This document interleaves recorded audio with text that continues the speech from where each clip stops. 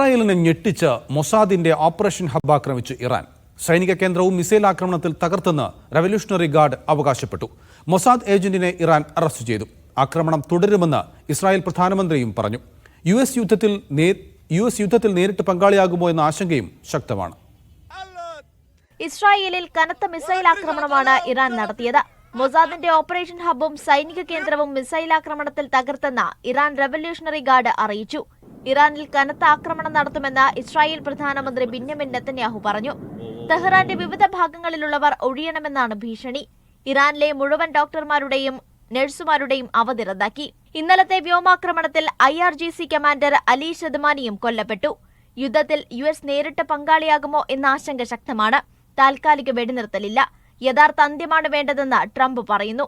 G7 ഉച്ചകോടി വെട്ടിച്ചുരുക്കി മടങ്ങിയത് വെടിനിർത്തൽ ചർച്ചയ്ക്കല്ലെന്നും ട്രംപ് വ്യക്തമാക്കി. International desk, media 1.